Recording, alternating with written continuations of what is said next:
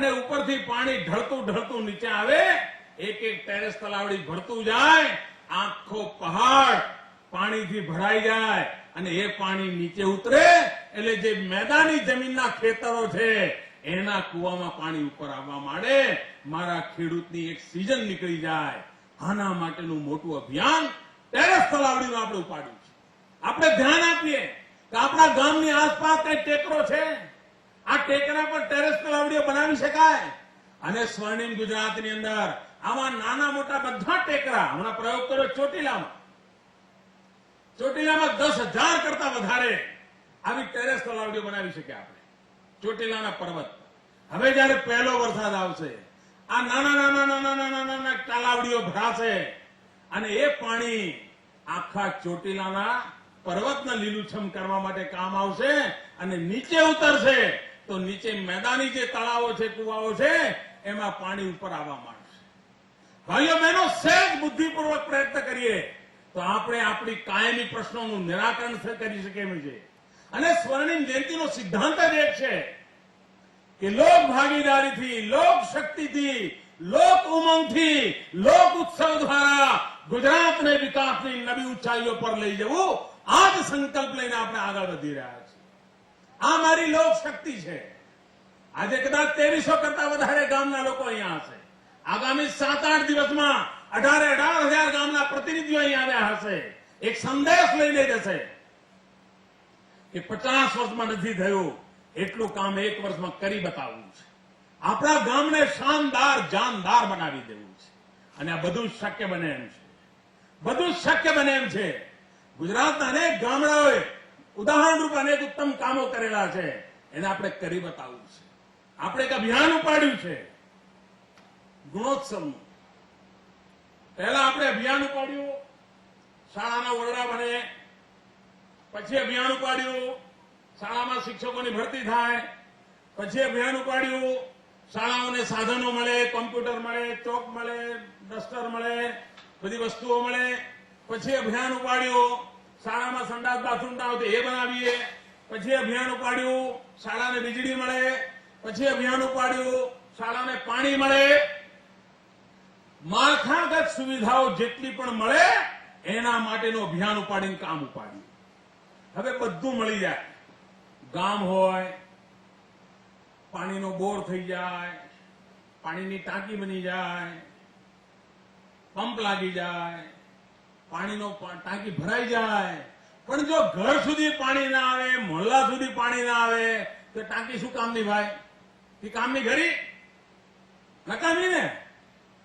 એમ શાળા બની જાય, શિક્ષક આવી જાય, કોમ્પ્યુટર આવી જાય, વીજળી આવી જાય, પાણી આવી જાય, પણ બાળકના ઘરમાં કે મગજમાં શિક્ષણ ન પહોંચે તો આ બધી મથામણ શું કામની ભાઈ? અને તેથી આપણે ઉપાડ્યું ગુણોત્સવ.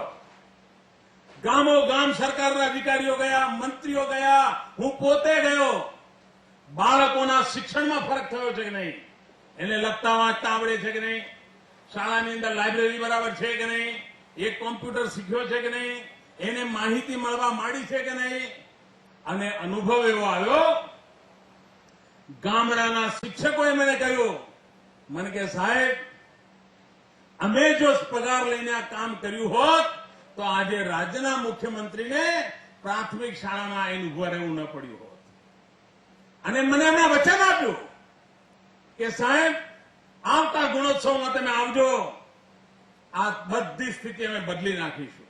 અને મને માહિતી મળે છે કે ગામડામાં શિક્ષકો, રિટાયર્ડ થયેલા શિક્ષકો, ગામડામાં થોડું વધારે ભણેલા આગેવાનો બધા લાગ્યા છે હમણાં કે ભાઈ આપણી શાળા સારી હોય. આપણે ગુણોત્સવ પણ કરવાના છીએ. મારી સરપંચશ્રીઓને વિનંતી છે, ગામના આગેવાનોને વિનંતી છે કે આપણી શાળામાં સુધારો કેમ થાય, શિક્ષણમાં સુધારો કેમ થાય.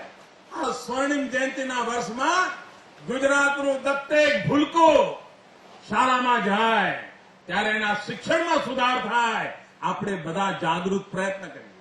મેં વાલીઓની મીટિંગ કરી. મોટા ભાગના વાલી એવા હતા કે છોકરો શું ભણે તે ખબર જ નહોતી.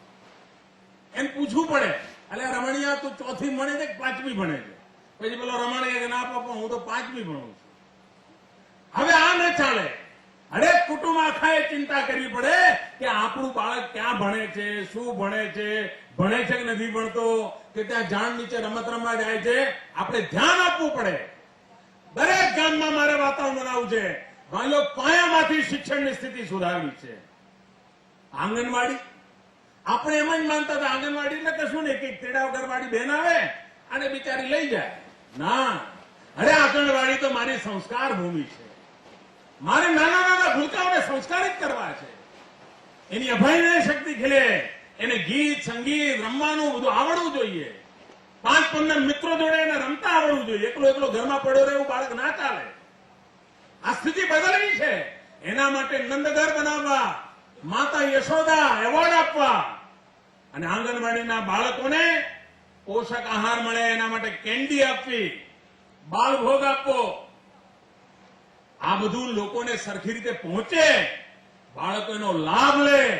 મમતા દિવસે આ બાળકોની નિયમિત પરીક્ષણ થાય. તાજા જન્મેલા બાળકોનું વજન વધી રહ્યું છે કે નહીં એની ચિંતા થાય. અને આ આપણે જો કરીશું તો ગુજરાતના ગરીબના ઘરમાં જે કુપોષણનું આપણને એક બહુ દુઃખદ બાબત છે એમાંથી પણ આપણા ગુજરાતને આપણે બહાર કાઢવું છે.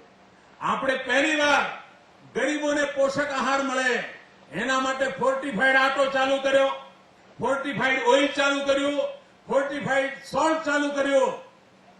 એને પોષક આહાર મળે જેથી કરીને ગામડાની અંદર શાકભાજીના ભાવે તકલીફ થતી હોય, પ્રોટીનના ભાવે તકલીફ થતી હોય તો એમાંથી એ કુટુંબોને બહાર લાવવા માટે શરીરમાં જે જરૂરી તત્વો છે એ તત્વો પૂરા પાડવાનું કામ આપણે પોષક આહારનું અભિયાન ચલાવીને કરી રહ્યા છીએ.